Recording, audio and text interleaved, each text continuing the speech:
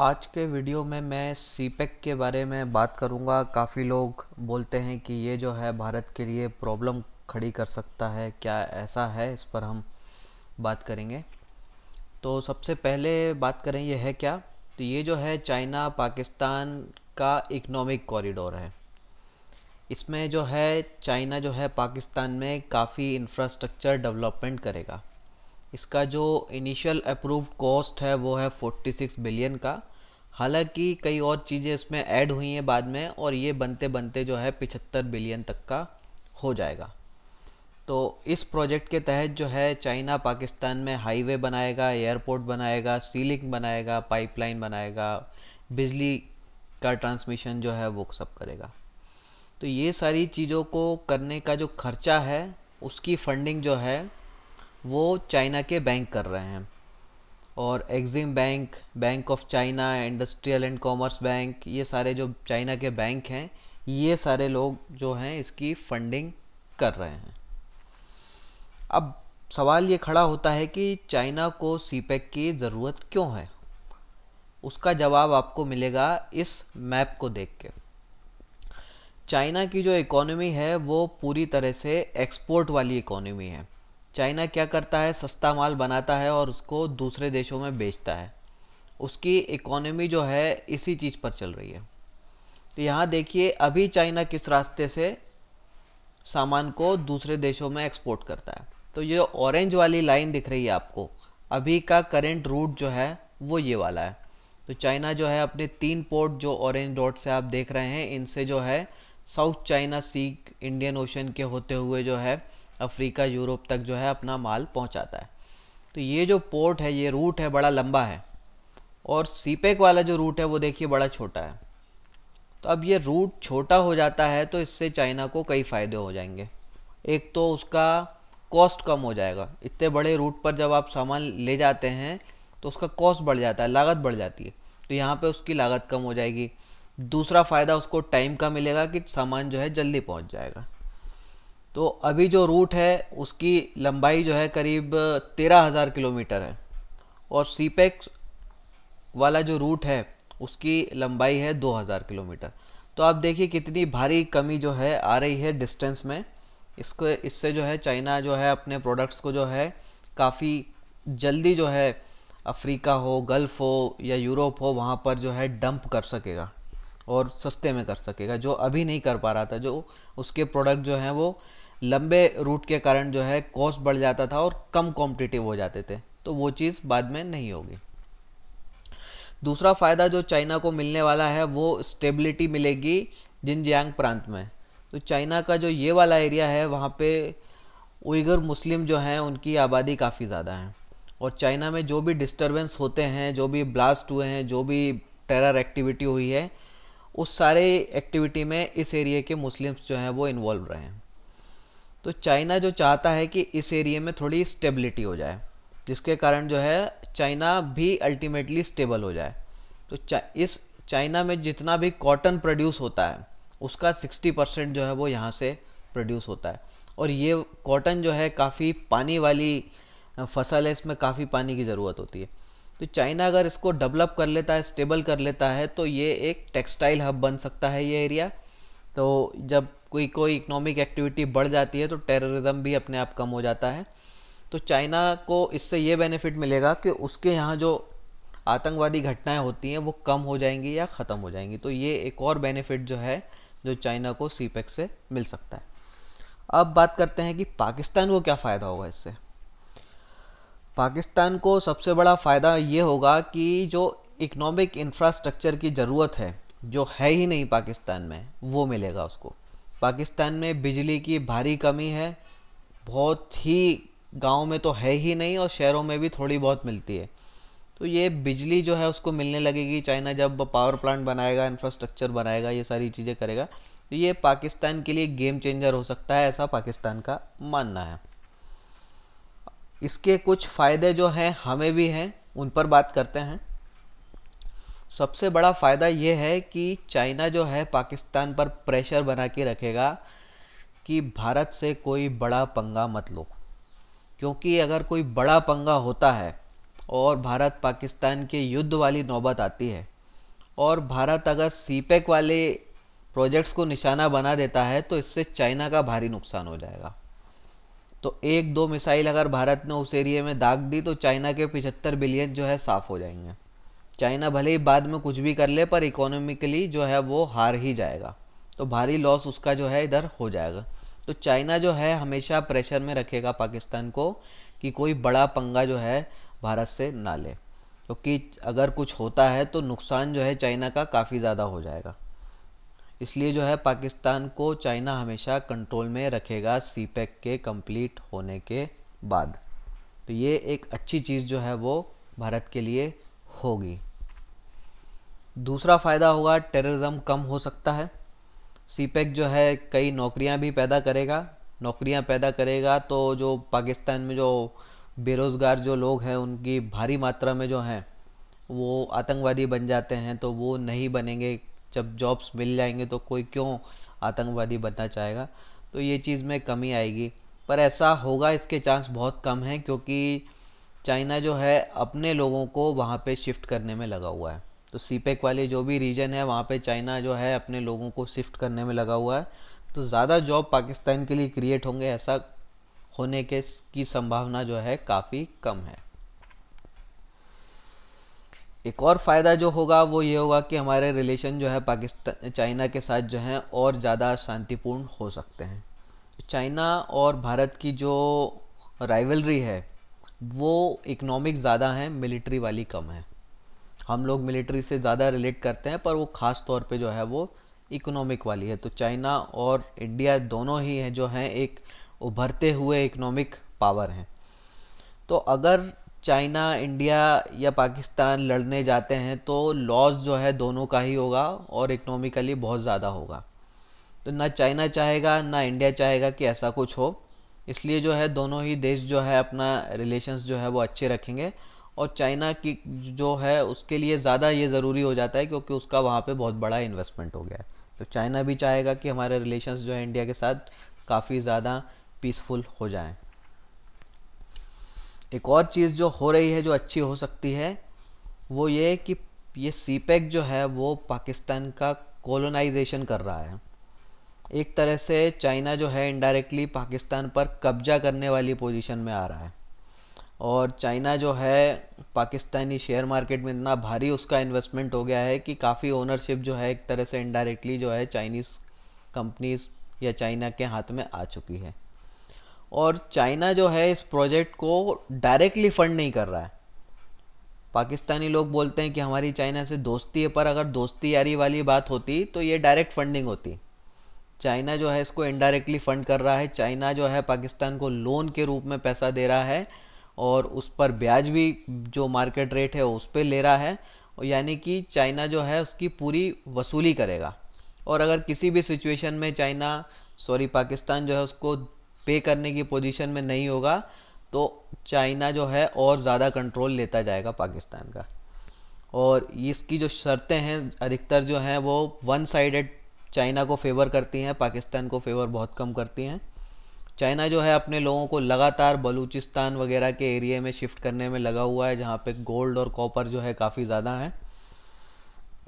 और हमेशा जो है एक इंटेलिजेंट एनिमी, एक समझदार दुश्मन जो है एक मूर्ख दुश्मन से बेटर होता है, अच्छा होता है।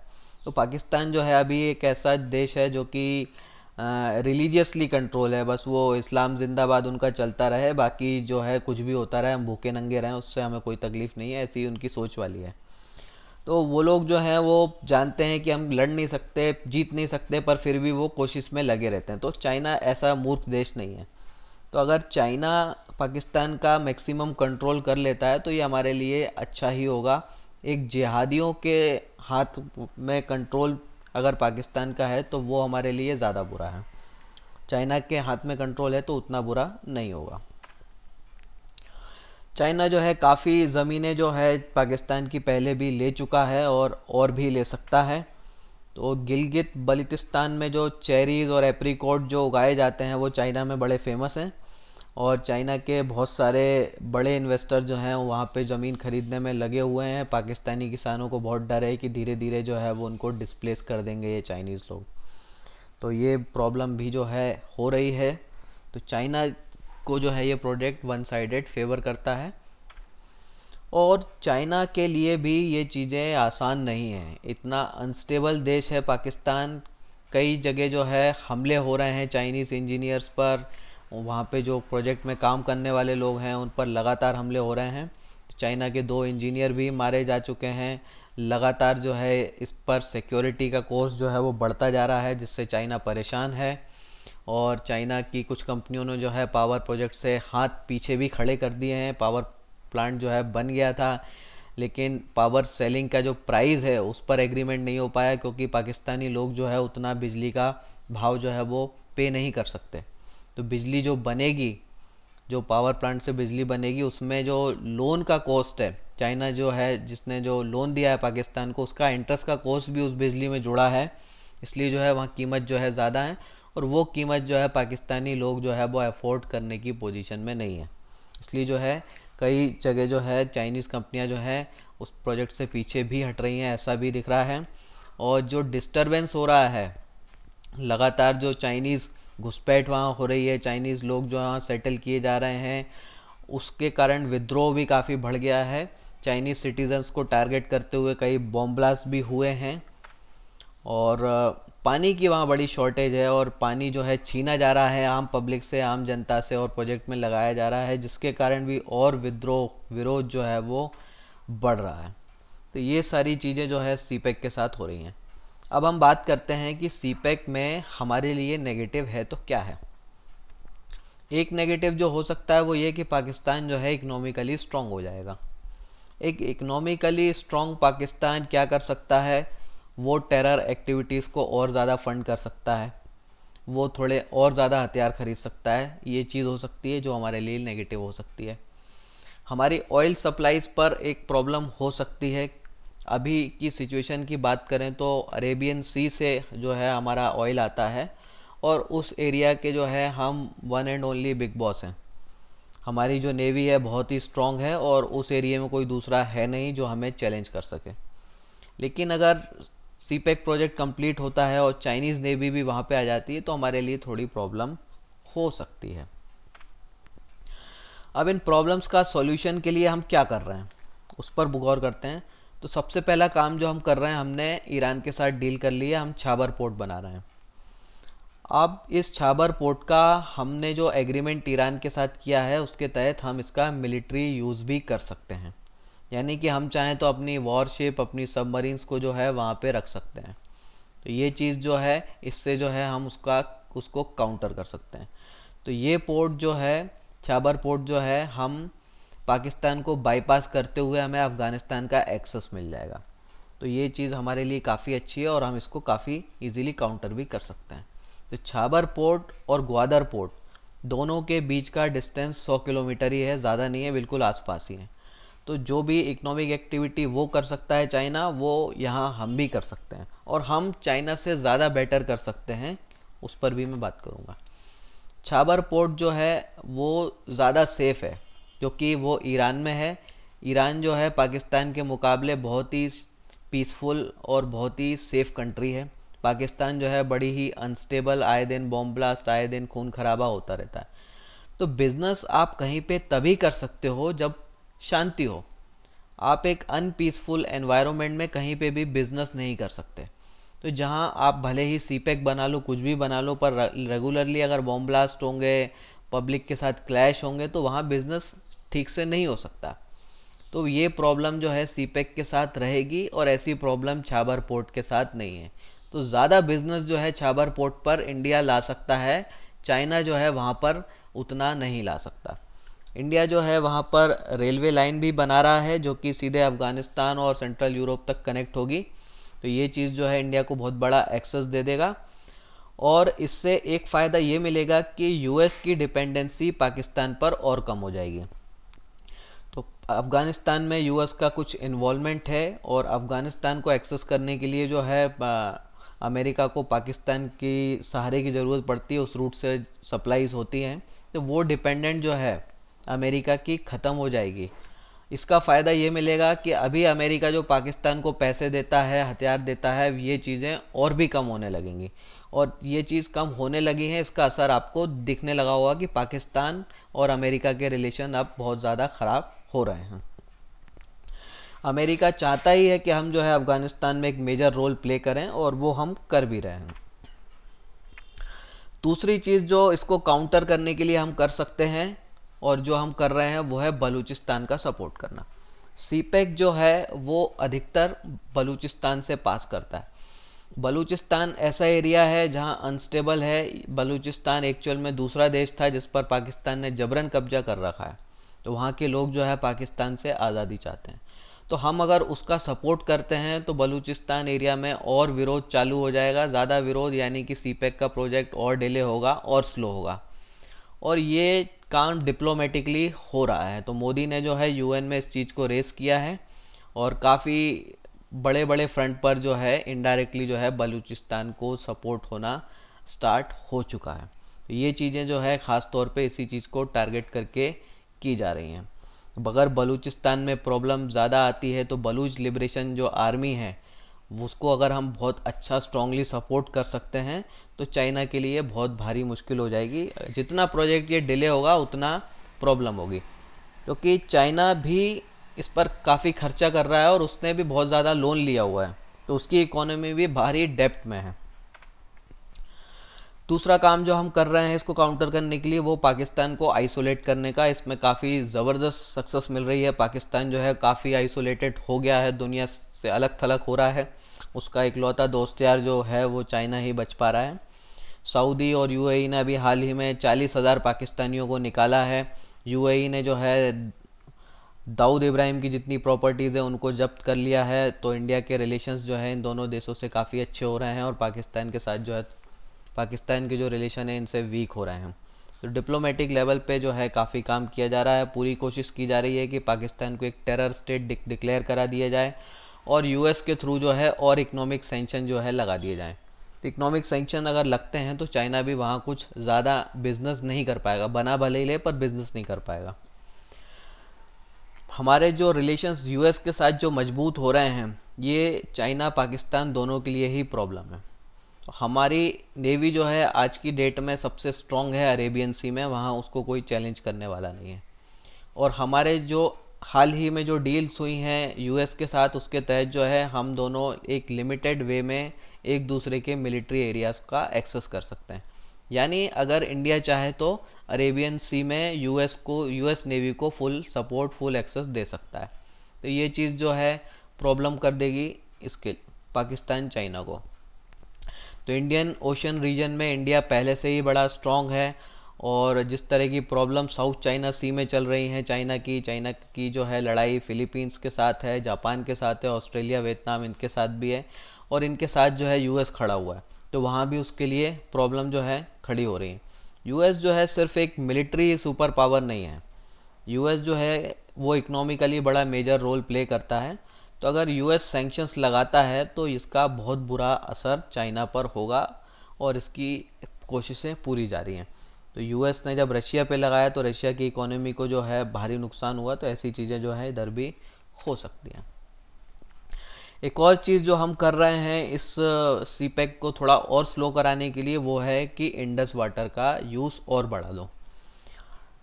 तो जो बलूचिस्तान एरिया से जो निकल रहा है ये सीपेक का प्रोजेक्ट, वहाँ पानी की भारी प्रॉब्लम है और पाकिस्तान की लाइफलाइन जो है वो इंडस वाटर रिवर है।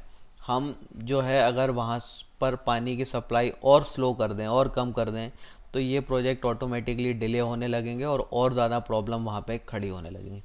इस पर भी ज़बरदस्त काम चल रहा है, जो है डैम और वो कश्मीर वाले एरियाज़ में काफ़ी ज़्यादा बढ़ाए जा रहे हैं। पूरी जो है कोशिश की जा रही है, कैपेसिटी बिल्ड की जा रही है कि ज़्यादा से ज़्यादा पानी का यूज़ किया जा सके। क्या सीपेक सक्सेसफुल होगा, इस पर भी बहुत बड़ा सवाल है, क्योंकि पाकिस्तान जो है एक रिलीजियस फूल्स लोगों का देश है। वहाँ पे बस जो है इस्लाम जिंदाबाद हो, बाकी चीज़ें कुछ भी हो, तोड़ फोड़ बम धमाके कुछ भी हो, भूखे नंगे रहें, उन्हें दिक्कत नहीं है। तो एक गलत जो है मूर्ख लोगों के हाथों जो है उनकी लीडरशिप चलती है। आर्मी का आधा कंट्रोल है, उनकी जो गवर्नमेंट है वो तो नाम की गवर्नमेंट रहती है। और मोस्ट सीपेक का अधिकतर एरिया जो है वो अनस्टेबल एरिया से पास होता है, कोई प्रॉपर गवर्नेंस नहीं है और प्रोजेक्ट का कॉस्ट जिस तरह से लगातार बढ़ रहा है, जिस तरह से चाइनीज़ लोगों को सिक्योरिटी पर खर्चा करना पड़ रहा है और इसमें इंटरेस्ट भी जुड़ा हुआ है, तो जो टोल टैक्स का चार्ज है, बिजली का चार्ज है, वो इतना ज़्यादा है कि अधिकतर पाकिस्तानी उसको अफोर्ड ही नहीं कर सकते। और जब चाइना वाले अगर ये चीज़ें बना लेंगे और उसको ख़रीदार नहीं मिलेंगे तो इनको और ज़्यादा नुकसान होगा। और पाकिस्तान के बारे में समझना है कि यूएस, रशिया जो है पाकिस्तान की सफाई करने में फेल हुए हैं, तो क्या चाइना वो काम कर लेगा? अगर चाइना को सीपेक से सक्सेस चाहिए तो पाकिस्तान की सफाई करनी पड़ेगी। पाकिस्तान में जो जिहादी एलिमेंट हैं उनकी सफाई करनी पड़ेगी, तब जाके वो सक्सेसफुल होगा। बिजनेस एक शांतिपूर्ण एनवायरनमेंट में ही चल सकता है, बम धमाकों के बीच बिजनेस नहीं हो सकता है। तो अगर बम धमाके चल रहे हैं तो सीपेक का कोई मतलब नहीं रह जाता, कोई वहाँ पे खास बिजनेस नहीं हो पाएगा। तो ये चीज़ जो है सवाल खड़े करती है कि क्या ये सक्सेसफुल होगा या नहीं होगा। इसी के साथ जो है मैं अपनी बात ख़त्म करता हूँ। इस पर जो है आप अपनी बात जो है, जो भी अच्छा बुरा है वो कमेंट्स में जो है आप लिख सकते हैं। और वीडियो को देखने के लिए, मुझे इतना समय देने के लिए बहुत बहुत धन्यवाद। जय हिंद।